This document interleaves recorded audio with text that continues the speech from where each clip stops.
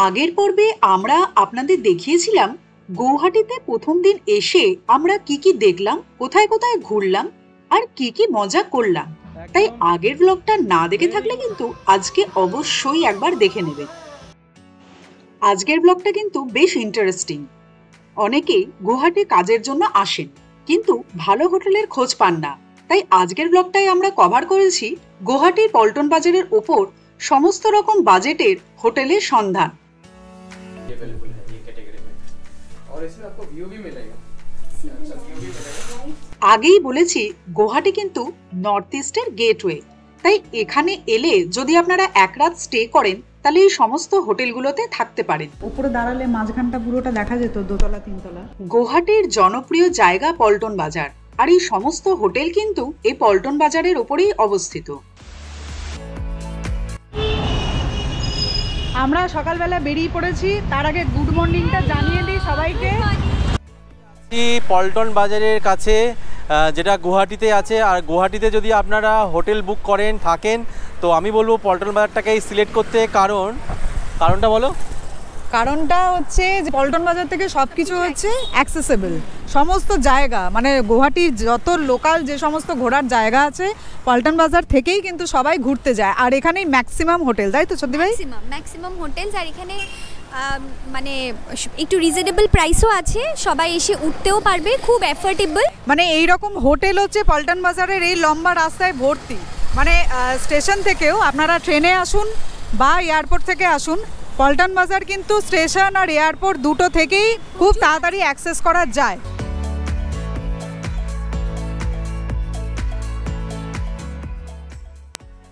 আজকের ব্লগে দেখানো সমস্ত হোটেলই কিন্তু পল্টন বাজারের ল্যান্ডমার্ক নেপালি মন্দিরের কাছাকাছি।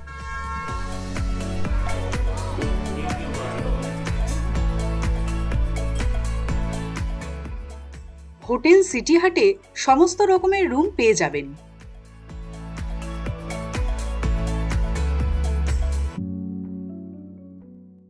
বাজেটের মধ্যে হোটেল নিতে চাইলে পল্টন বাজারের ওপরে সিটি হাট কিন্তু একদম আদর্শ।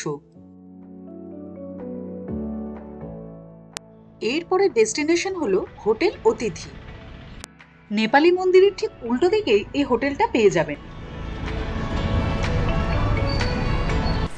আমরা এখন দাঁড়িয়ে আছি হচ্ছে হোটেল অতিথির সামনে। হোটেলটা খুব সুন্দর দেখতে, মানে সাজানো গোছানো, ক্রিসমাসের জন্য আরো বেশি করে সাজিয়েছে। তো ভেতরে গিয়ে আমরা একটুখানি দেখে আসবো, একটু রিসেপশনে গিয়ে কথা বলে আসবো। তো চলো ভেতরে ঢোকা যাক। হোটেল অতিথি কিন্তু একদম দেখবার মতো, ফ্যামিলি হোক বা ফ্রেন্ডসদের সাথে হোটেল অতিথিতে গুয়াহাটি এলে কিন্তু থাকাই যেতে পারে। হোটেল অতিথির এন্ট্রান্স থেকে এত সুন্দর ইন্টেরিয়ারের সাক্ষী থাকলাম যে ভুলবার মতো না। স্টার্টিং রেঞ্জগুলো করবো পারিলে ভালো হয়। স্টার্টিং রেঞ্জ তো আমার কর্পোরেট রুম হয়। আচ্ছা, এটা আপনার সিঙ্গেল 4000, ডাবল 5000 প্লাস ট্যাক্স। ছিমছাম পরিপাটি অথচ মডার্ন অ্যামিনিটিস দিয়ে অসম্ভব সুন্দর করে হোটেল অতিথি সাজানো হয়েছে। এখানে রেস্টুরেন্টটাও খুব সুন্দর করে সাজানো, যেখানে আলাকাটে এবং বাফে দুটোরই অপশন পাওয়া যাবে।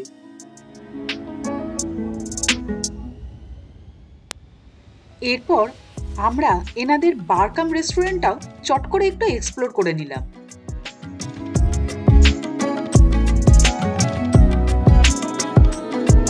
কোজি একটা অ্যাম্বিয়েন্স, আর রেস্টুরেন্টও দেখলাম, restaurant and both restaurant and bar cosy ambience, মানে খুব ভালো সুন্দর।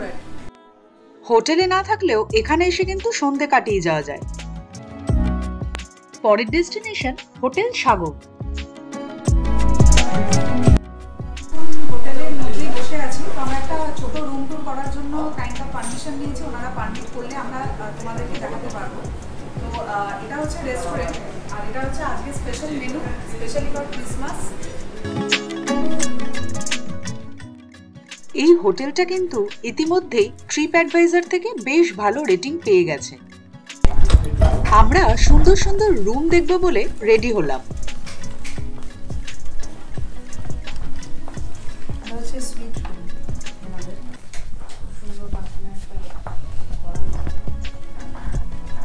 ফ্রিজে রয়েছে, এখানে কেটলি রয়েছে, ইলেকট্রিক কেটলি, আর সব চায়ের সব জিনিসপত্র রয়েছে, সোফা রয়েছে, রয়েছে একটা টি টেবিল। स्पेस मिलेगा एक बेडरूम में, एक लिविंग रूम है और ये स्मार्ट टीवी है और इसमें आपको एसी का स्विच फैन वाली करना पड़ता है। মানে ড্রয়িং রুম আর বেডরুম বেশ একসাথে অ্যাক্সেস করার জন্য খুব সুন্দর।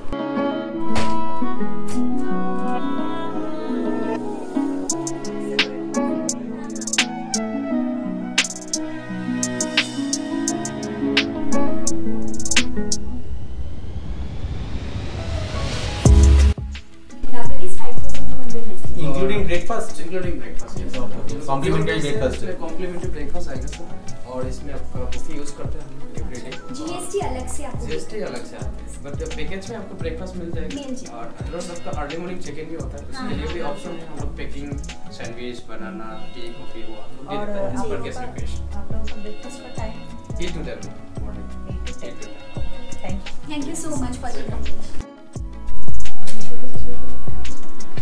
ये सुपर डिलक्स में 2 टाइप का रूम बेड आपको अवेलेबल मिलता है। इसमें ट्विन बेड भी आता है और मास्टर बेड का भी ऑप्शन है। जैसे कोई फैमिली आता है, एक बच्चा के आता है, उसके लिए मास्टर बेड जो नर्स बेड बोलते हैं वो भी अवेलेबल है ये कैटेगरी में। और इसमें आपको व्यू भी मिलेगा, अच्छा व्यू भी मिलेगा। आप व्यू भी मिलेगा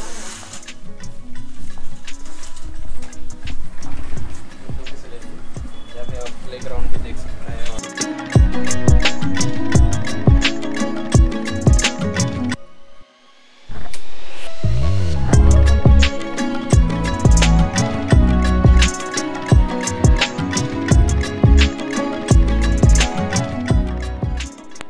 হোটেল সাগরের পর আমরা চলে গেলাম অম্বিকা গ্র্যান্ডে।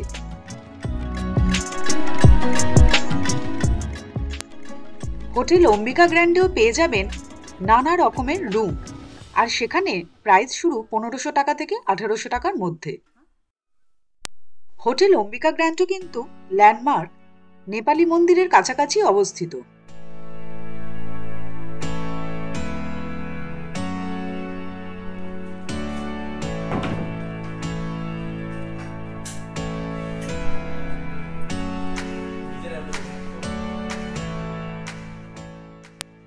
এই হোটেলের রুম মোটামুটি একই রকম আর রুম বেশ স্পেশিয়াস। দাদাদের ওপরে রুফটপে রেস্টুরেন্ট আর বার একসাথে আছে, সেখানে যাচ্ছি। বাহ দারুণ।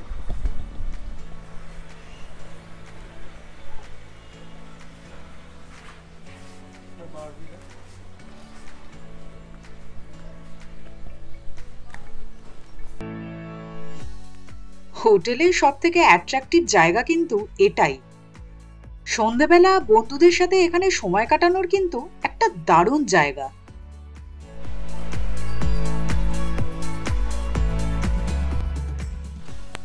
নেক্সট ডেস্টিনেশনে চলে এলাম হোটেল নন্দনে।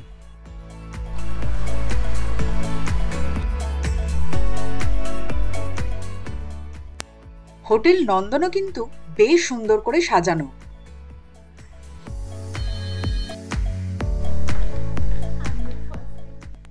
আবার আমরা রুম ট্যুরের উদ্দেশ্যে রওনা হলাম।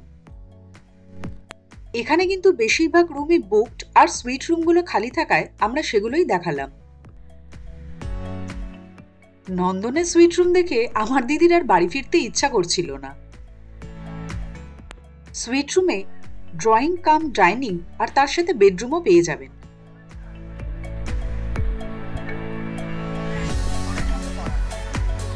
লকারও রয়েছে একটা।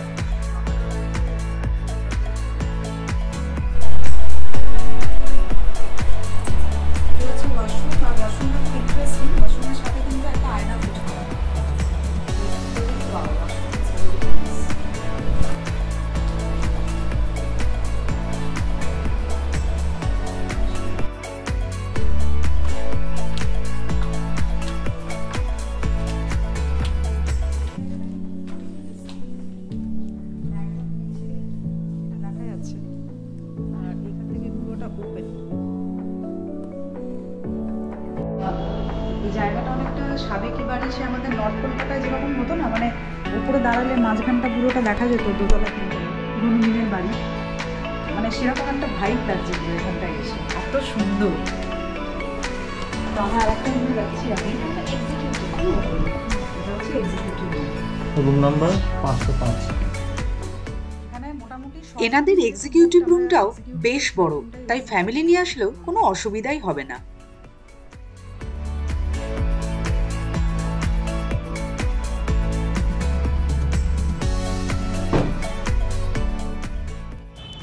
আমাদের শেষ গন্তব্য রোতালি রেসিডেন্স। এখানে ডিলাক্স থেকে সুইট সব রকম রুমে পেয়ে যাবে।